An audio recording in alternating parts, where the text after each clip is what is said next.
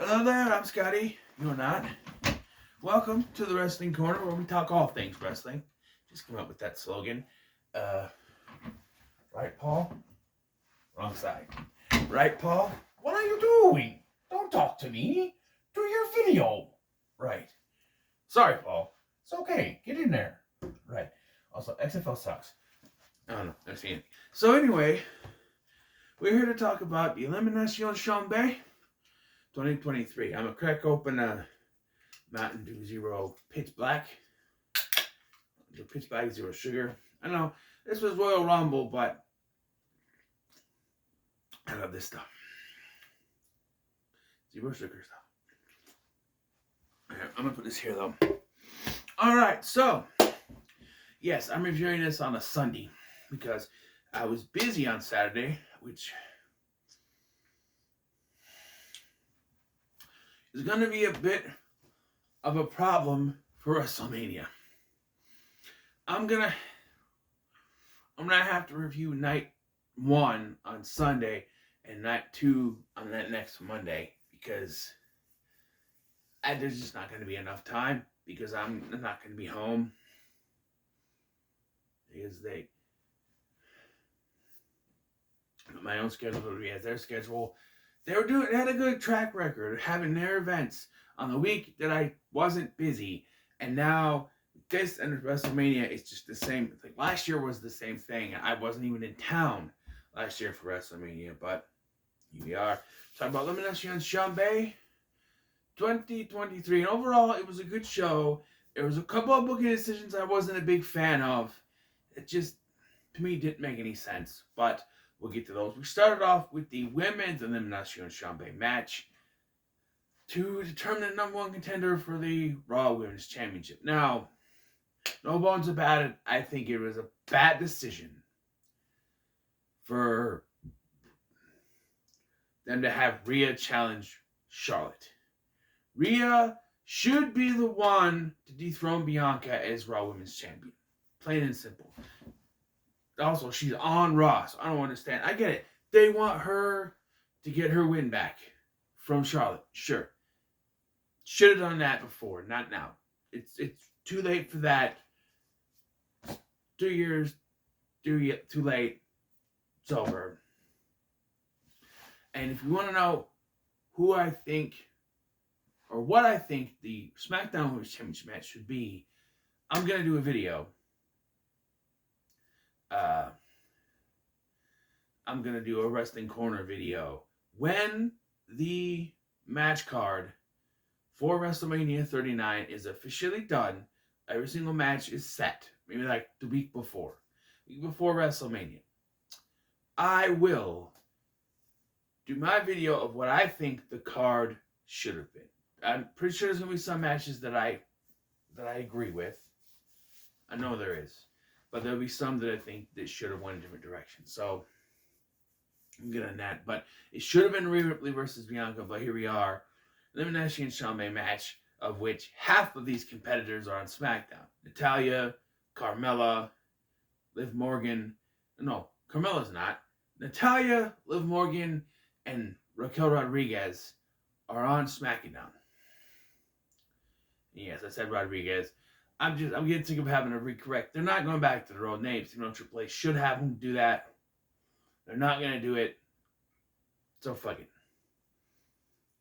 Especially now they're going to be in the new video game and names have changed. It's even harder.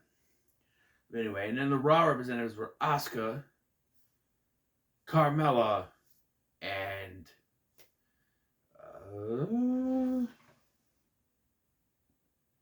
Nikki Cross. So it's half and half. And because I think Raquel Rodriguez, Liv Morgan, and Asuka and Nikki Cross were both put in there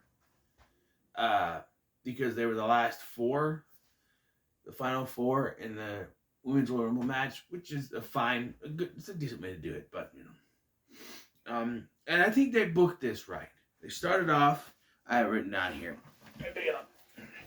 So number 2 were Natalya and Liv Morgan going at it.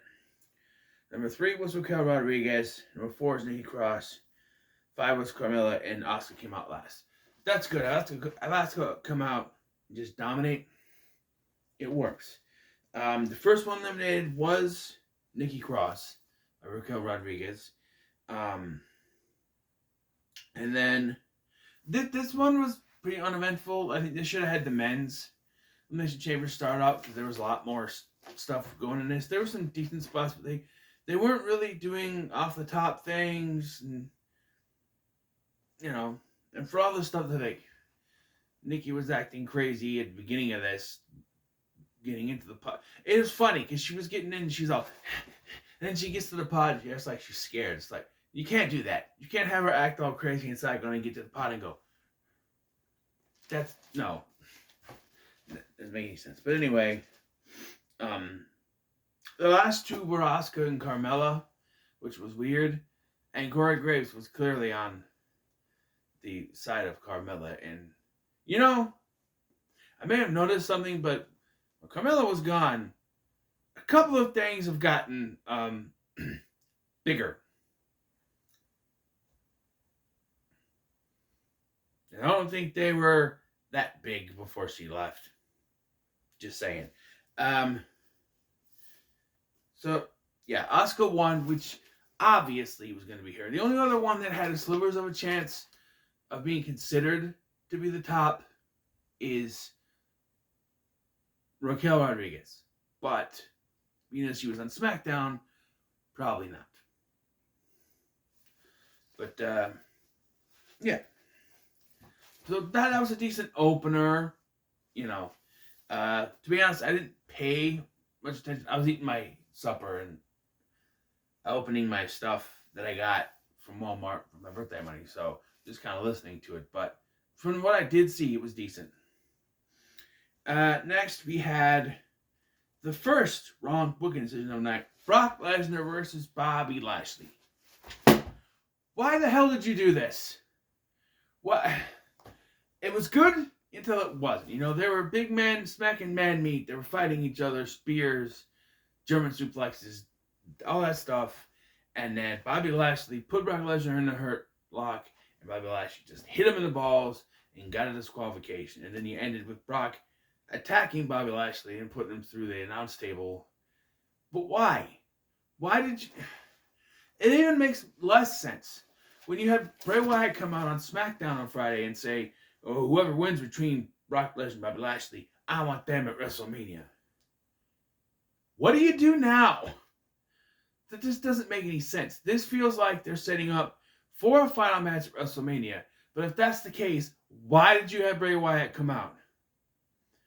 This reeks of a last minute change. They were like, they were going to do one of them against Bray Wyatt, and they're like, nah, let's just do this big match at WrestleMania, which we should have had anyway, so I don't understand why you even had to do it here.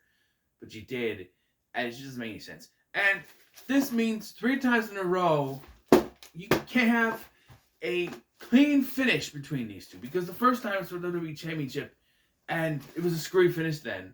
And then last time, it was a roll-up screwy finish, and now this one.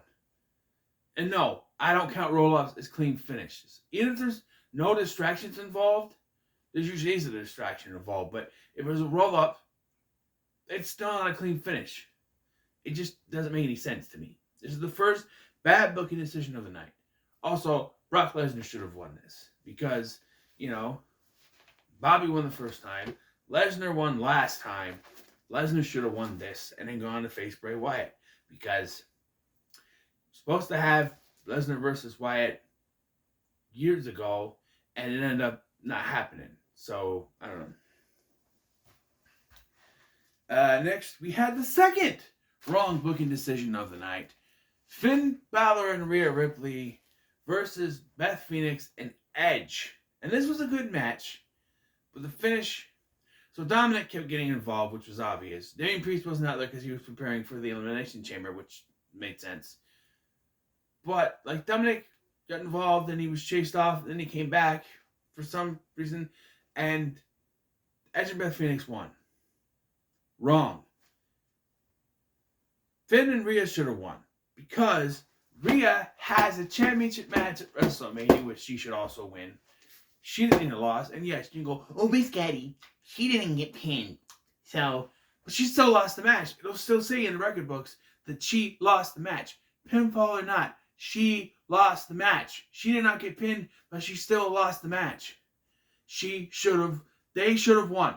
Finn Balor and Rhea Ripley should have won this match. It's called momentum. Just because she didn't get pinned does not mean that she didn't lose any momentum, because she absolutely did. Because now she's got a loss on her way to face Charlotte. That doesn't make any sense. And you can point out to the cows go home that she didn't get pinned, but a loss is a loss. I don't care what the WWE says about it. Oh, she didn't get pinned, so it doesn't really count. Yes, it does. She lost, and she shouldn't have.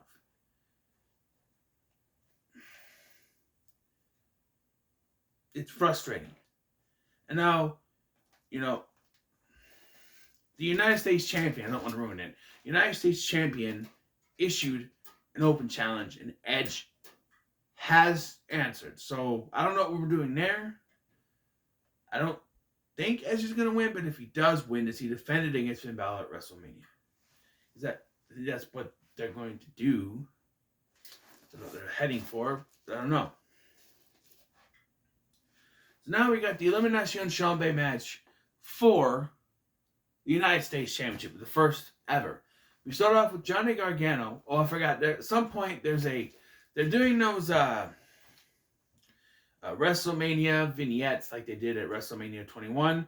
Although I feel like it's a little late. They should have started doing these right after Royal Rumble or around Royal Rumble. Like, I remember when they did it before, they weren't waiting until after No Way Out to do them. They were doing them like right after Royal Rumble, like the night after they started doing them, I think. They weren't waiting till. But it's Joker, with Seth Rollins as Joker, which is great. But then they have Becky Lynch playing Batman or The Man. Batman's not in Joker. Well, Bruce Wayne is, but it's not Batman. I was very confused watching this because it did the thing where he's dancing down the steps, and then all of a sudden Becky Lynch comes in doing a Batman voice. I'm going, what is this? Batman's not in the movie. It doesn't make any sense. You didn't need to have a Batman character in this. Because they're married in real life, they had him in there. You know what you could have done?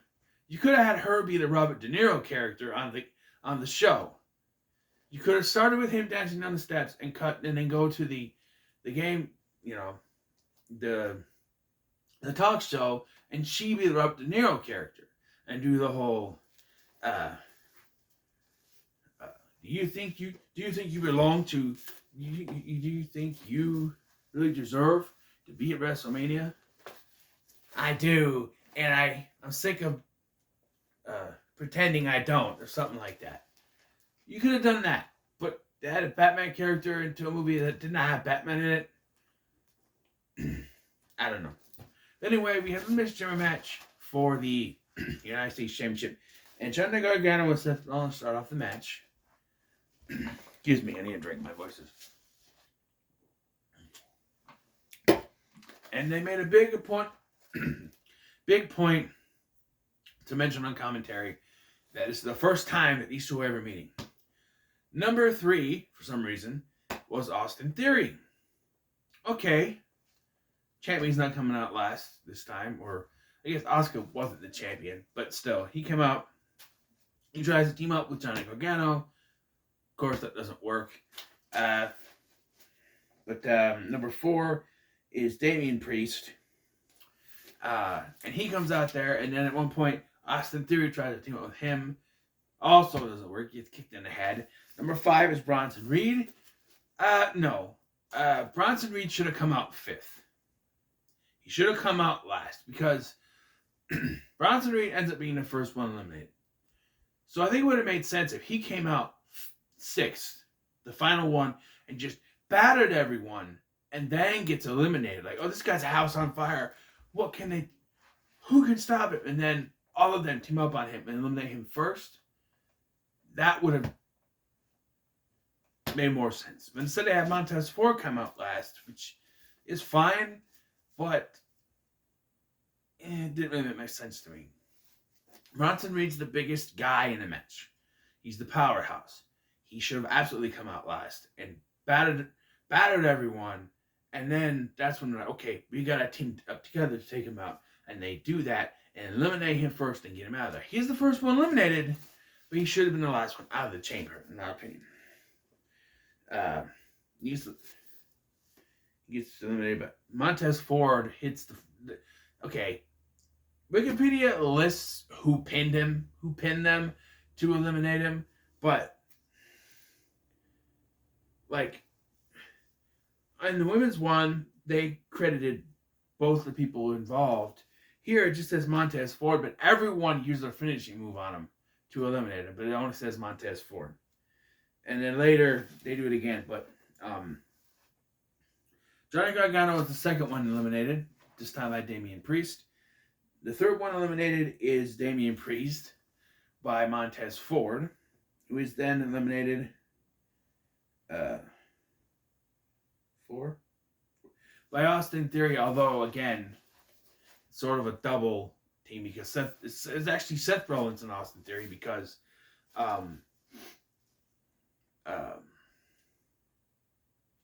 Seth Rollins hits the curb stomp on the non-ring part of the Elimination Chamber, which is a pad, not metal anymore. But hit him with that, and then Austin Theory eliminates him. I don't think he hits 8-time down, does he? I don't know. But he eliminates him, and they do this so that they have to open the door to cart Montez Ford out so that Logan Paul can come in the ring and help Austin Theory eliminate Seth Rollins. And again, they only credited Austin Theory for this elimination. Was for Logan Paul, he wouldn't have eliminated him or won the match. It's how the match was won. And like I said, Austin Theory. So like, Logan Paul jumps in and does the buckshot lariat. Hello,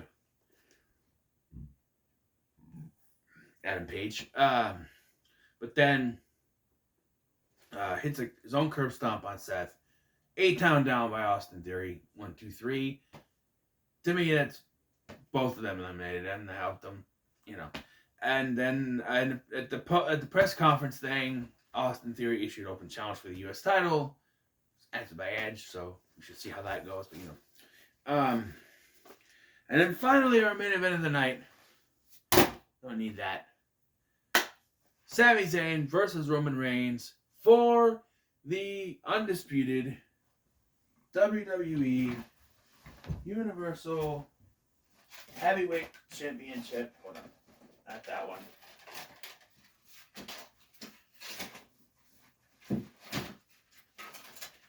I don't know what the WWE title is. Here it is.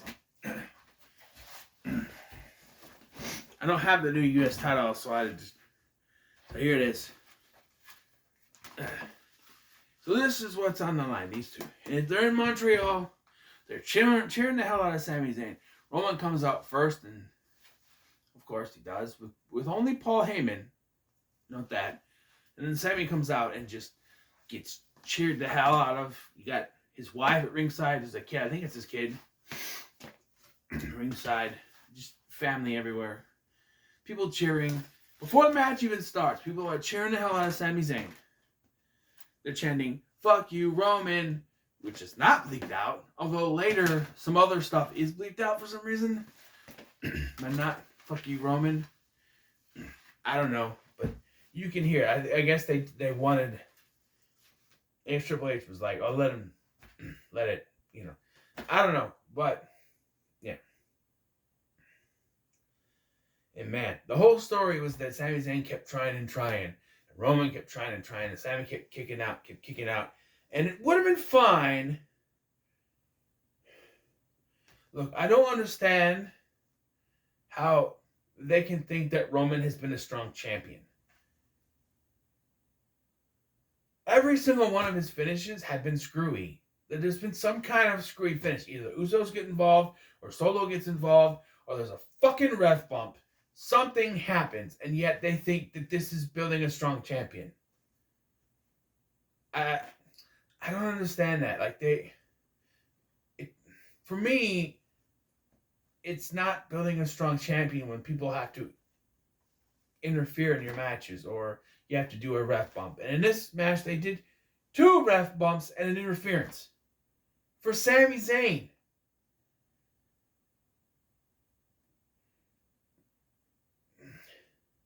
I get for someone like Brock Lesnar or John Cena, a big main event guy. But it's publicly known that Triple H doesn't see Sami Zayn as a main event caliber wrestler. Okay? And I know they're in Montreal, but I don't know what would be worse in front of his hometown. Losing clean or losing to several screwy finishes. I feel like losing clean is the lesser of two evils here. Like, at least he tried. Like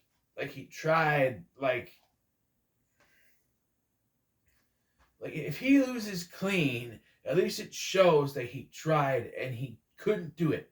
He couldn't do it. He gave everything he could and couldn't do it.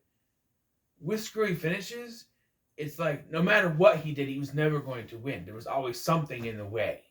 And it just, I don't know. There's storytelling and then there's just overbooking. And I felt like this was too overbooked. It should have just been, like, they set it up that the Usos weren't supposed to be there. So just leave them out of this. If you got someone get involved, maybe Paul Heyman, who knows, but just it should have just been one-on-one. You didn't need all the screwy stuff. Maybe one ref bump. But as soon as the first ref gets knocked down, I went, fuck. Really? We're doing this?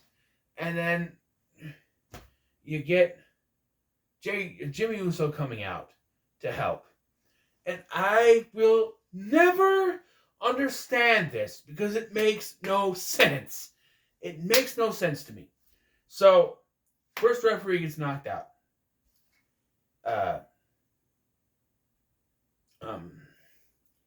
And then Jimmy Uso comes in, puts a couple super kicks to Sami Zayn, hits the splash, and then puts Roman over the top. Out comes Brian Tran, the other referee, and counts a 1, a 2, but Sami kicks out.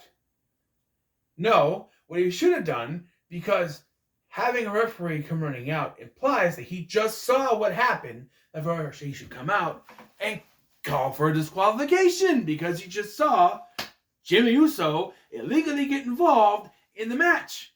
Therefore, Roman Reigns should be disqualified. Hello! It makes no sense.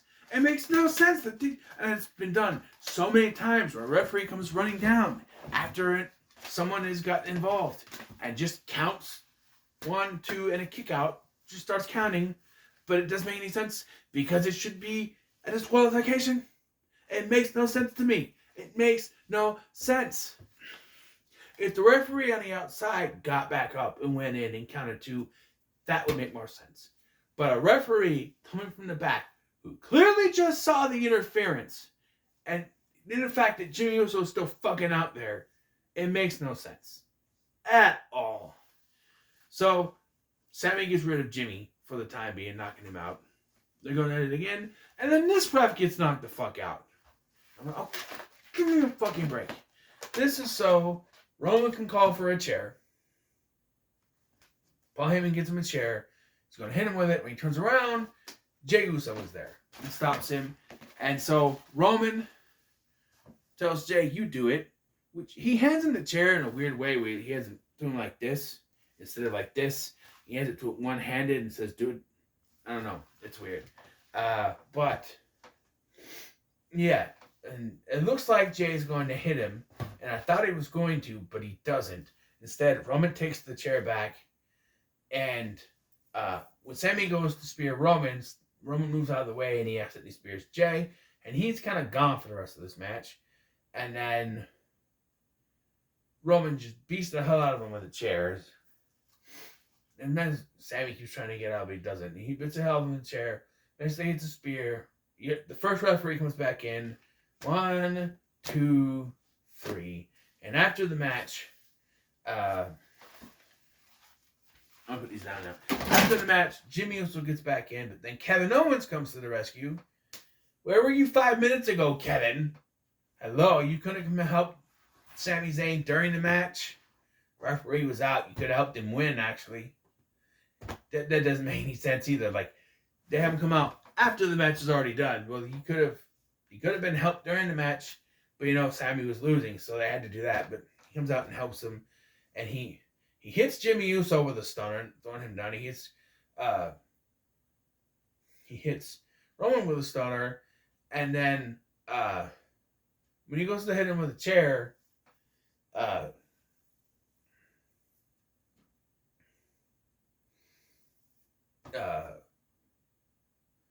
Paul Heyman tries to beat him up. It doesn't work. He hits him with a stunner, and then he notices that Sammy's lined up the Luva kick and lets him do it, and then they just celebrate.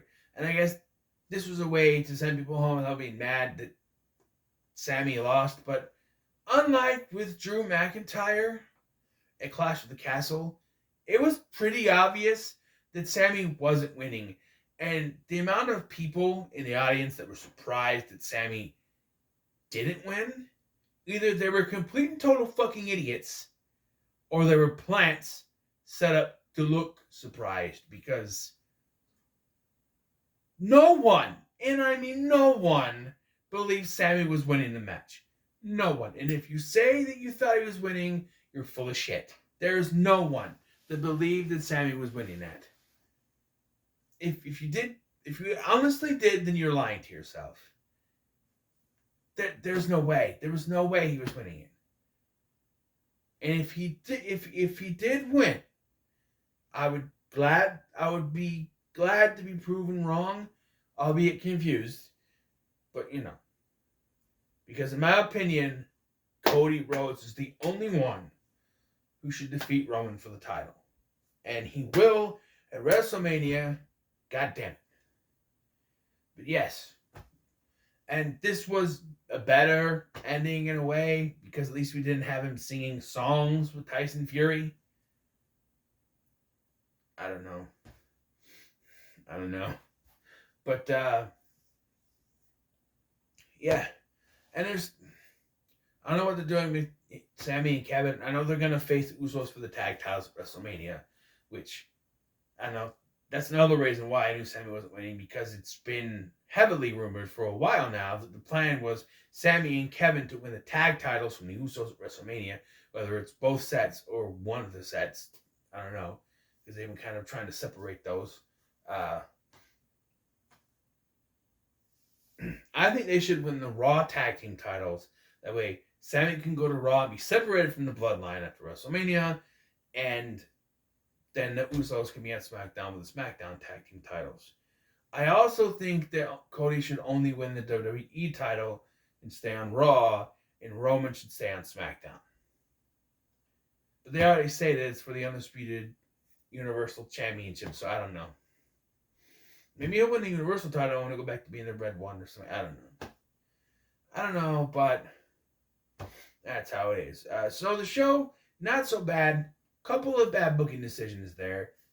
Finn and Rhea should have won, and Bronson Reed should have come out last, dominated, then got eliminated by all of them, showing his dominance, you know what I mean?